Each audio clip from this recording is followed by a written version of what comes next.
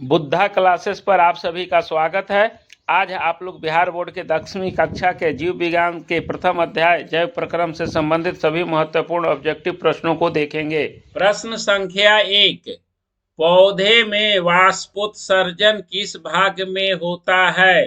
जड़, तना, पत्ता, फूल। तो पौधे में वाष्पोत्सर्जन जो है वह पत्ते में होता है। इसका सही उत्तर होगा पत्ता। मानव रक्त में उपस्थित यूरिया की सामान्य मात्रा होती है 100 mg, 20 mg, 30 mg, 40 mg। मानव रक्त में उपस्थित यूरिया की सामान्य मात्रा कितनी होती है? 20 mg होती है।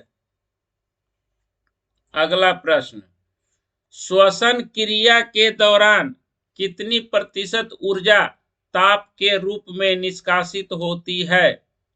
20%, 40%, 60%, 80%।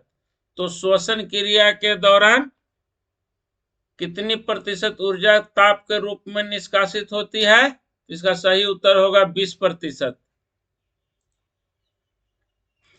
मनुष्य में वृक्क एक तंत्र का भाग है जो संबंधित है। वृक्क किससे संबंधित है? पोषण से, श्वसन से, उत्सर्जन से, परिवहन से। तो मनुष्य में वृक्क जो है वह संबंधित है उत्सर्जन से। पौधे के वायवीय भागों से जल के निष्कर्ष की क्रिया कहलाती है परागन, निषेचन, विसरण, वाष्पोत्सर्जन। पौधे के वायवीय भागों से जल के निष्कर्षण की क्रिया कहलाती है वाष्पोत्सर्जन। इसका सही उत्तर होगा वाष्पोत्सर्जन। प्रश्न संख्या 6, वह प्रक्रम जिनके द्वारा शरीर में ऊर्जा का उत्पादन होता है क्या कहलाता है? श्वसन, पोषण, उत्सर्जन, उत्तेजनशीलता। वह प्रक्रम जिनके द्वारा शरीर में ऊर्जा का उत्पादन होता है वह कहलाता है श्वसन। कौन सी क्रिया सभी जीवों के लिए अनिवार्य है? वह क्रिया जो सभी जीवों के लिए कंपलसरी है। प्रकाश संश्लेषण, वाष्पोत्सर्जन, श्वसन, चलन। तो इसका सही उत्तर होगा श्वसन। श्वसन सभी क्रियाओं के लिए, सभी जीवों के लिए अनिवार्य है। मैग्नीशियम पाया जाता है क्लोरोफिल में, लाल रक्त कण में, वर्णी लवक में, श्वेत रक्त कण में। तो मैग्नीशियम पाया जाता है क्लोरोफिल में।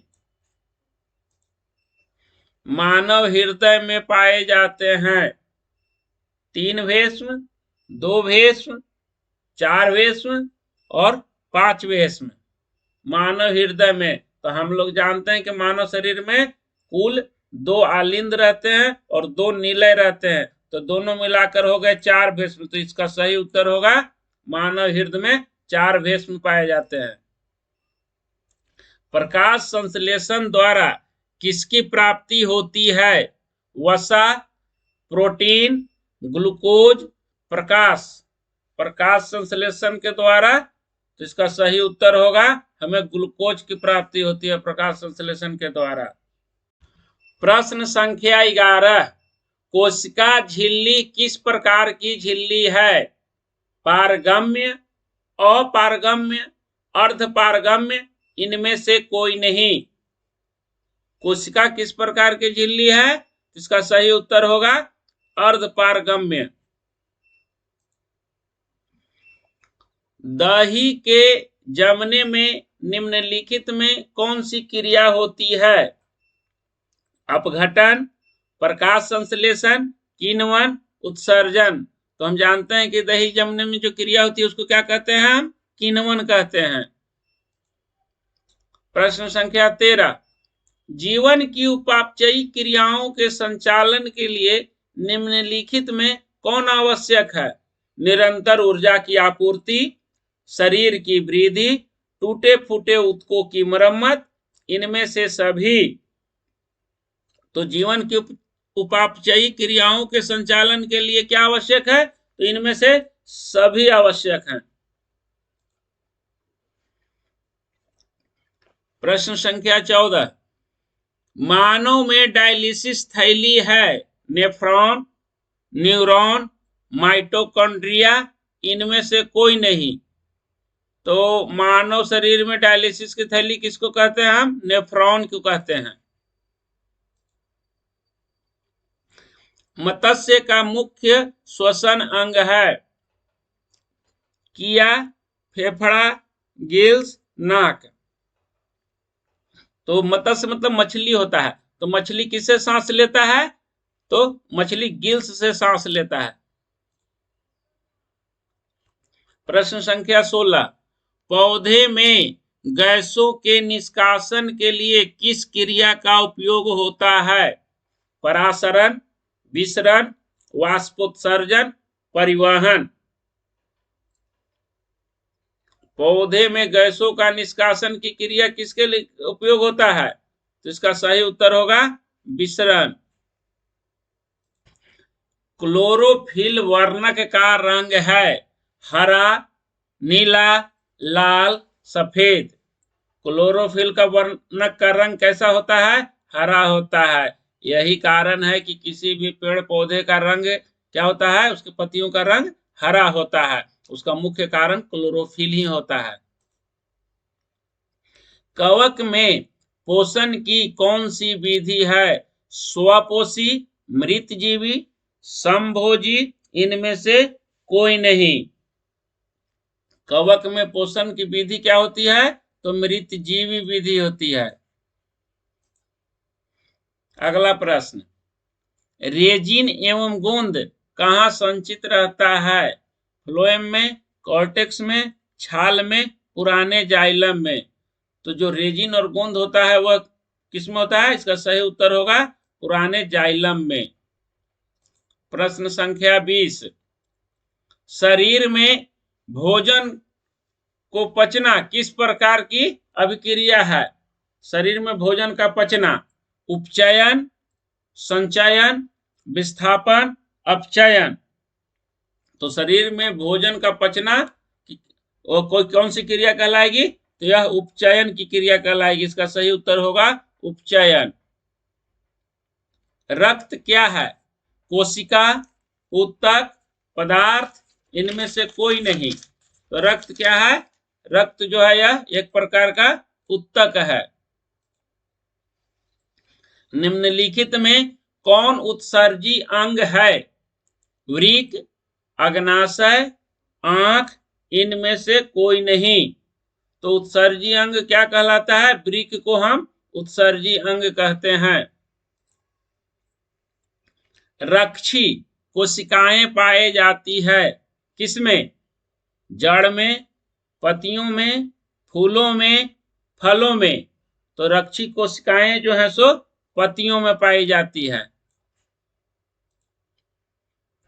अगला प्रश्न, इथाइल अल्कोहल किस प्रकार के श्वसन में बनता है? वायवीय, अवायवीय, ए और बी दोनों में, इनमें से कोई नहीं। इथाइल अल्कोहल किस प्रकार के श्वसन में बनता है? इसका सही उत्तर होगा अवायवीय। प्रश्न संख्या 25, मनुष्य के सांस लेने और छोड़ने की क्रिया को क्या कहते हैं? श्वासोच्छ्वास, श्वसन, निश्वसन, उत्सर्जन। मनुष्य के सांस लेने और छोड़ने की क्रिया को क्या कहते हैं? हम इसको कहते हैं श्वासोच्छ्वास। इसका सही उत्तर होगा श्वासोच्छ्वास। प्रश्न संख्या 26, रक्त में आयरन की कमी से होने वाला एक रोग है। टीबी, मधुमेह, एनीमिया, रक्तचाप। रक्त में आयरन की कमी से होने वाला रोग क्या है? तो हम उस रोग का नाम है एनीमिया। पादप में जाइलम उत्तरदायी है जल का वहन के लिए, भोजन का वहन के लिए, अमीनो अम्ल का वहन के लिए, ऑक्सीजन का वहन के लिए। पादप में जाइलम किस चीज का उत्तरदायी होता है? तो यह जल का वहन करता है, जल को जमीन से सोख करके पत्तियों तक पहुंचाता है, जिससे प्रकाश संश्लेषण क्रिया सहायक होती है। अगला प्रश्न, कूटपाद किसमें पाया जाता है? पैरामीशियम में, यूग्लिना में, अमीबा में, इनमें से कोई नहीं। कूटपाद किस में पाया जाता है? इसका सही उत्तर होगा अमीबा में। अमीबा में कूटपाद पाया जाता है। प्रकृति में ऑक्सीजन का संतुलन कैसे बना रहता है? संयोजन क्रिया द्वारा, प्रकाश संश्लेषण क्रिया द्वारा, अपघटन क्रिया द्वारा, इनमें से कोई नहीं।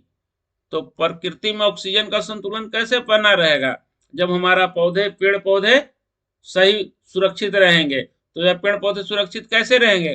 तो वह अपना भोजन और जीवन यापन किससे करते हैं? प्रकाश संश्लेषण के द्वारा। तो इसका सही उत्तर होगा प्रकाश संश्लेषण।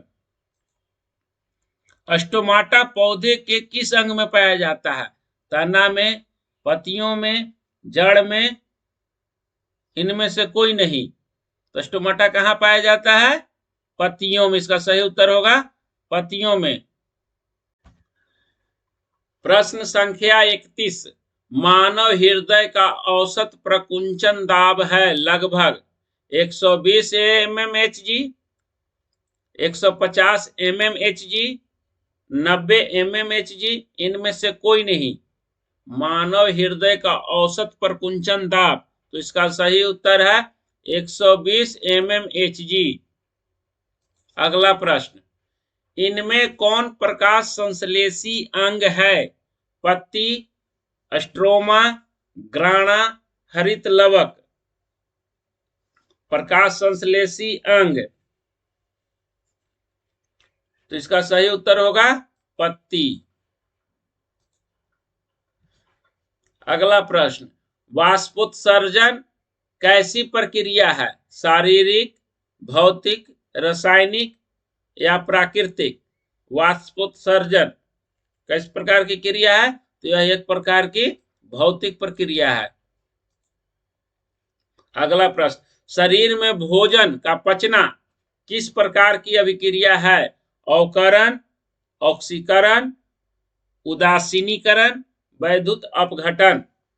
शरीर में भोजन का पचना किस प्रकार की अभिक्रिया या किस प्रकार की अभिक्रिया है? तो यह ऑक्सीकरण की अभिक्रिया कहलाती है। अगला प्रश्न, स्वपोषी पोषण के लिए आवश्यक है क्लोरोफिल, कार्बन डाइऑक्साइड तथा जल, सूर्य का प्रकाश, उपरोक्त सभी।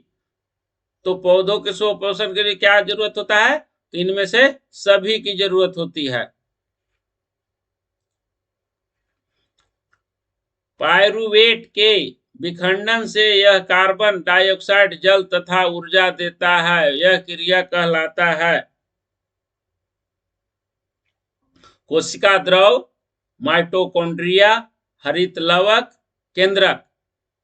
पायरुवेट के विखंडन से यह कार्बन डाइऑक्साइड, जल तथा ऊर्जा देता है, वह क्या क्रिया कहलाता है? उस क्रिया को माइटोकॉन्ड्रिया क्रिया होती है।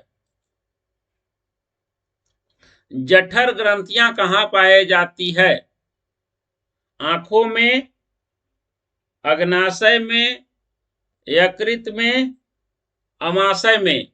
जठर ग्रंथियां कहाँ पाई जाती हैं? इसका सही उत्तर होगा अमाशय में। अगला प्रश्न, खुला परिसंचरण तंत्र किसमें पाया जाता है? मनुष्य में, कॉकरोच में, घोड़ा में, ऊंट में। खुला परिसंचरण तंत्र, तो यह पाया जाता है कॉकरोच में। इसका सही उत्तर होगा कॉकरोच। अगला प्रश्न, पौधे में पाया जाने वाला गाढ़ा एवं दुधिया उत्सर्जित तरल पदार्थ को क्या कहते हैं? लैटेक्स, रेजिन, गोंद, टैनिन। पौधे में पाया जाने वाला गाढ़ा एवं दूधिया उत्सर्जित तरल पदार्थ को क्या कहते हैं? तो उसको लैटेक्स कहते हैं। इसका सही उत्तर होगा लैटेक्स। प्रश्न संख्या 40, यूरिया रक्त में कहां से प्रवेश करती है? फेफड़ा से, यकृत से, श्वास नलिका से, वृक्क से। यूरिया रक्त में कहां से प्रवेश करती है? तो इसका सही उत्तर होगा यकृत से।